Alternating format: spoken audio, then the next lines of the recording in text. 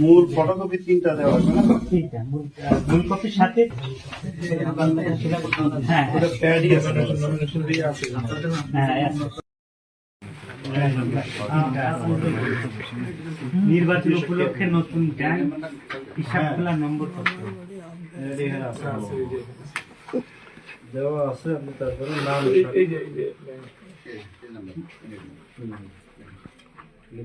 ওইটা হচ্ছে পঞ্চায়েত জামানতের। আমরা মাত্র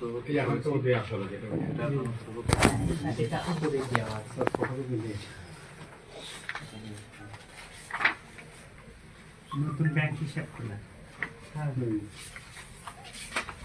সব কি চালাবেন? চিঠিটা দিল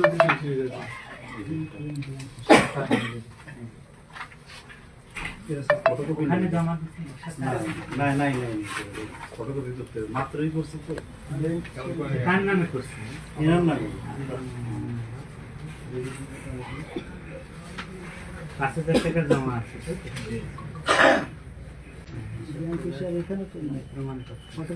না এটা ফটোকপি করা হয় না। এখানে মেশিন আছে না? আছে।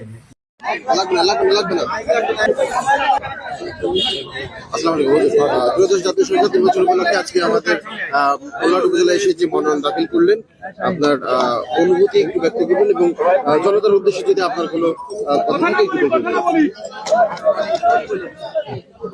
বিসমিল্লাহির রহমানির রহিম। আসন্ন ত্রয়োদশ জাতীয় সংসদ নির্বাচনে অংশগ্রহণের জন্য বাগেরহাট 1 আসন, মোল্লাহাট, চিতলমারী, ফকিরহাট সংসদীয় আসন থেকে নির্বাচনের প্রতিদ্বন্দ্বিতার উদ্দেশ্যে আমি মনোনয়নপত্র দাখিল করলাম এবং আশা করি আলহামদুলিল্লাহ এই মাটি এবং মানুষের সাথে দীর্ঘ সম্পর্ক। এটা আমার পূর্বপুরুষদের মাটি, এখানে আমার রক্তের সম্পর্ক। সেই হিসাবে এই এলাকার জনগণের খেদমত করতে চাই। ধর্ম বর্ণ নির্বিশেষে সকল মানুষের সেবা করাই আমার মহান উদ্দেশ্য এবং লক্ষ্য।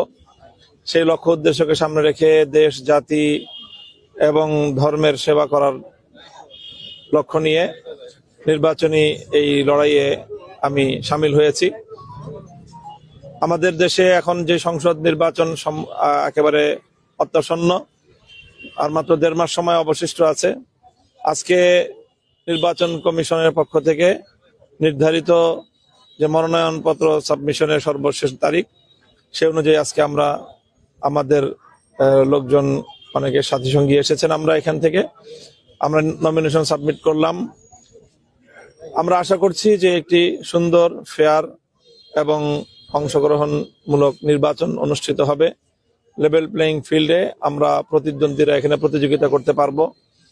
প্রশাসনের পক্ষ থেকে কোনো ধরনের কারো প্রতি কোনো পক্ষপাতমূলক আচরণ হবে না, দলীয়করণ হবে না, পেশি শক্তি এবং কালো টাকার কোনো ছড়াছড়ি থাকবে না। এবং জুলাই বিপ্লবের যে আকাঙ্ক্ষা, সেই আকাঙ্ক্ষার ভিত্তিতে নতুন একটি বাংলাদেশ গড়বার নিমিত্তে আমরা সকল প্রতিযোগিতা অত্যন্ত সৌহার্দ্যপূর্ণ পরিবেশে আমরা প্রতিযোগিতামূলক মনোভাব নিয়ে কারোর সাথে কেউ কোনো অসদাচরণ অথবা কোনো ধরনের উৎপীড়নমূলক, দমনমূলক কোনো কার্যকলাপ আমরা কেউ পরিচালনা করব না।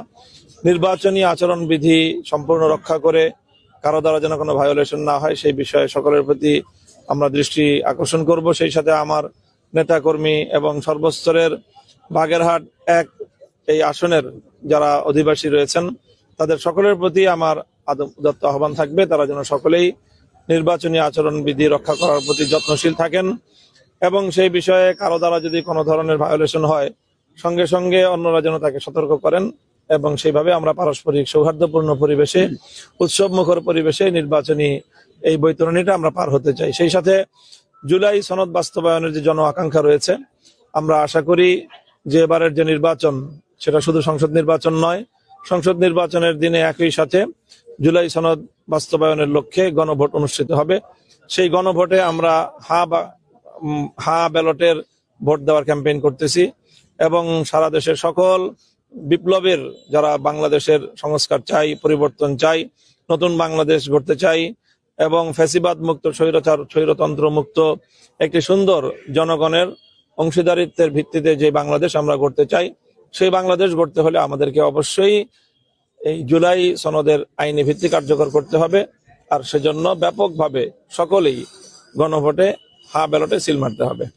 তো আমরা একই সাথে আমাদের যে দলীয় প্রতীক রিকশা প্রতীকে যেমন জনগণকে আমরা আহ্বান জানাবো, সেই সাথে আমরা গণভোটে ব্যালটে ভোট দেওয়ার জন্য আমরা জনগণকে আহ্বান জানাচ্ছি। আপনাদের সকলের প্রতি আমি দোয়া চাই সকলের কাছে এবং সকলের সর্বাঙ্গীন মঙ্গল কামনা করছি। আসসালামু আলাইকুম। প্রশ্ন হলো কি, আপনার এই যে বাগেরহাট থেকে এখানে তো শুধু মুসলমান ভোটার না, হিন্দুরাও আছে এবং অন্যান্য জাতিরা আছে, তাদের প্রসঙ্গে আপনার মেসেজটা কি, তাদের উদ্দেশ্যে? আমি শুরুতেই বলেছি যে এখানে ধর্মীয় পরিচয়টা এখানে মুখ্য কোনো বিষয় নয়। এখানে যে যার ধর্ম ব্যক্তিগত জীবনে পালন করবে, ধর্ম পালনের সম্পূর্ণ স্বাধীনতা শুধু নয় বরং সুরক্ষা আমরা নিশ্চিত করতে চাই।